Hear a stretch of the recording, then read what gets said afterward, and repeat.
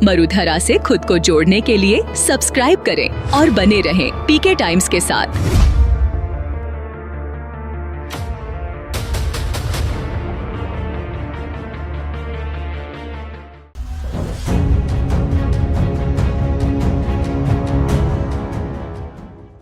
बाड़मेर जो कभी काले पानी की सजा के लिए जाना जाता था, लेकिन वर्तमान के अंदर मेरा जो बाड़मेर है वो काला सोना दे रहा है।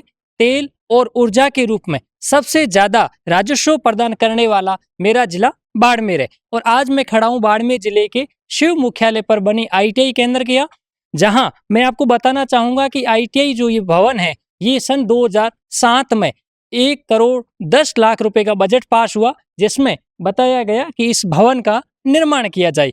लेकिन इस भवन का किस प्रकार निर्माण हुआ, इसका कैसा निर्माण हुआ, ये देखिए आप आगे की रिपोर्ट में। शिव विधानसभा, जब से रविंद्र भाटी यहाँ से विधायक बने हैं, यहाँ की हर खबर पर पूरे देश का ध्यान रहता है। अब इसके फायदे भी है और नुकसान भी। नुकसान ये कि शिव विधानसभा की हर कमी पूरे देश के सामने उजागर होती है, और फायदा ये कि उस कमी के उजागर होने पर इस कमी को दूर करने की सरकार को पूरी कोशिश करनी पड़ती है, और इससे शिव विधानसभा को फायदा होता है। लेकिन सोचिए जरा, एक ऐसा भवन जहां बच्चे कौशल सीखते हैं ताकि उनके भविष्य का निर्माण हो सके, उस भवन का निर्माण ना जाने कब होगा। तस्वीरें देखिए, जहां लगता है मानो ये भवन कभी भी गिर जाएगा।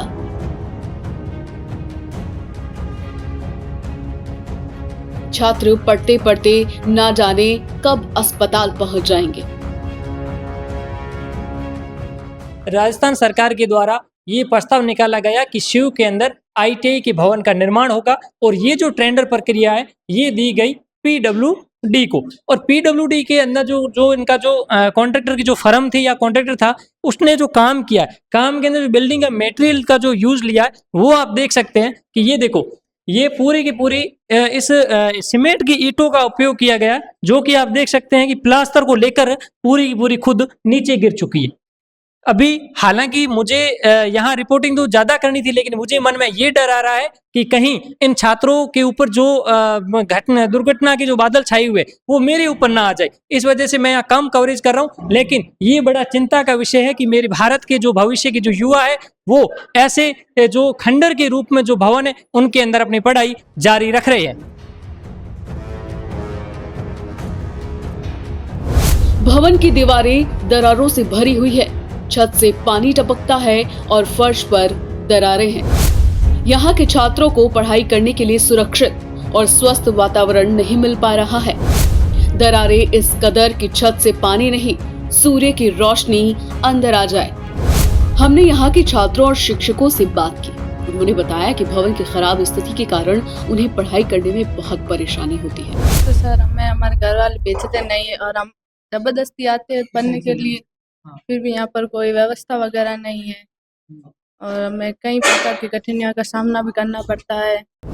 सर रोज कहते हैं पर झूठ बोल के घर आते हैं, यहाँ आते हैं कि पढ़ाई होगी, पर यहाँ पे फुल घंटे होते नहीं है, हाफ घंटे होते हैं और कोई चार्ज है नहीं, दीवार भी गिर सकती है और फैमिली वाले झूठ बोल के हम यहाँ आते हैं पर पढ़ाई वढ़ाई नहीं होती। उन्होंने ये भी बताया कि उन्होंने कई बार अधिकारियों से शिकायत की है, लेकिन अभी तक कोई कार्रवाई नहीं हुई।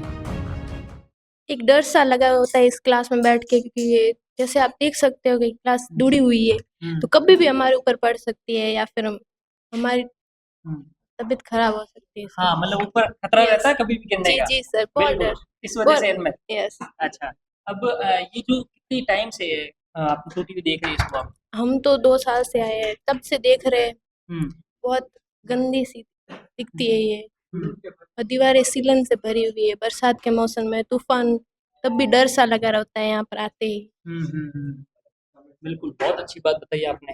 और यहाँ पे कुल कितनी बच्चियां, गर्ल्स कितनी है? कुल गर्ल्स 4 है। 4? ज्यादा नहीं आती। ज्यादा नहीं आती, क्या कारण है, क्यों नहीं आती? एक तो दूर पड़ता है गांव से, और बाहर से जो करते हैं उनको साधन नहीं मिलता है। साधन मिलता है तो यहाँ आके देखते हैं तो यहाँ पर भवन भी तैयार नहीं है, फैकल्टी भी नहीं है, दिखता नहीं है कि ये कॉलेज है या फिर घर। वो कहते हैं कि हमने यहाँ के स्थानीय अधिकारियों से भी बात की। उन्होंने बताया कि भवन स्थिति मरम्मत के योग्य नहीं है, इसे ध्वंस कर पुनः निर्माण करना पड़ेगा, जिसके लिए फाइल एक दफ्तर से दूसरे दफ्तर में घूम रही है। उन्होंने ये भी बताया कि ये भवन की मरम्मत के लिए जल्द ही कार्रवाई की जाएगी। ये तो 2007 में शुरू हुआ था, उसके जस्ट बाद साल 2 साल बाद में तो ये होने लग गया। शिकायतें पहले वाले अधिकारियों ने शिकायतें करी है, पानी टपकना वगैरह। 2011 में तो पानी टपकना ही शुरू हो गया था। 2007 में बना और 11 में इसकी कंप्लेंट आनी शुरू हो गई। कंप्लेन तो 9 से ही आनी शुरू हो गई थी, मतलब 1 साल 1.5 साल बाद में कंप्लेन आनी शुरू हो गई थी, लेकिन वापस PW ने कभी आकर के देखा तक नहीं है, कोई कंप्लेन सॉल्व हुई नहीं। सर, आपके स्थानीय लेवल पर आपने क्या प्रयास किए और उनका क्या प्रत्युत्तर मिला? मैंने तो भाई उच्च अधिकारियों को जो बात ध्यान में लाया डॉक्टर साहब के, उन्होंने रिपोर्ट बना करके कहा कि भेजो, तो सारी रिपोर्ट बना करके भेजी। यहाँ हमारे मेरे से पूर्व अधीक्षक थे, उन्होंने PWD को लिखा कि भाई इसको रिपेयर करो, तो उन्होंने 2-3 महीने तो अधिकारी आते गए जाते गए और अंत में लिख के दे दिया कि रिपेयरेबल है ही नहीं, हाथ खड़े कर दिए। हाँ, हाथ खड़े कर दिए। और अभी क्या मतलब उन्होंने क्या प्रत्युत्तर दिया कि इसको पूरा जर्जर करके नया बनाएंगे और आश्वासन दिया? उन्होंने कुछ नहीं किया, उन्होंने कहा बस ये रिपेयरेबल नहीं है बस, अब उसके बाद उसको कुछ कर ही नहीं सकते। शिव मुख्यालय के इर्द गिर्द जो सोलर की और विंड की जो कंपनियों ने निवेश किया है, उन कंपनियों की तरफ से कोई यहाँ पे प्लेसमेंट हो रहा है? प्लेसमेंट नहीं, अभी तक तो कोई नहीं, कोई प्लेसमेंट नहीं। एक कंपनी का अभी आया है, उन्होंने इंक्वायरी की है कि वहाँ रखना चाहते हैं, बाकी और तो कोई नहीं। कमाल की बात है, एक तरफ कह रहे हैं फाइल एक टेबल से दूसरी टेबल पर घूम रही है और भवन मरम्मत ही नहीं होगा बल्कि ध्वस्त करके दोबारा निर्माण होगा, तो वही दूसरी तरफ कह रहे हैं कि जल्द मरम्मत कराई जाएगी। कमाल की बात ये है कि यहाँ एक भी महिला टीचर भी नहीं है। अब सवाल ये है कि क्या रविंद्र भाटी अपने विधायक कोष से इस भवन की मरम्मत करवाएंगे? सवाल ये भी है कि CSR का जो फंड आता है, क्या वो निर्माण में खर्च नहीं हुआ, मरम्मत में खर्च नहीं हुआ, या फिर वो पैसा सिर्फ कागजों में ही खर्च हुआ है? शिव की जनता पूछ रही है कि हमारे युवा विधायक रविंद्र भाटी कहाँ हैं? उनकी ही विधानसभा में युवाओं के भविष्य के साथ खिलवाड़ हो रही है। आपको द पीके टाइम्स की ये रिपोर्ट कैसी लगी, हमें कमेंट करके आप जरूर बताएं। साथ ही साथ जागरूक रहने के लिए द पीके टाइम्स चैनल को सब्सक्राइब करें।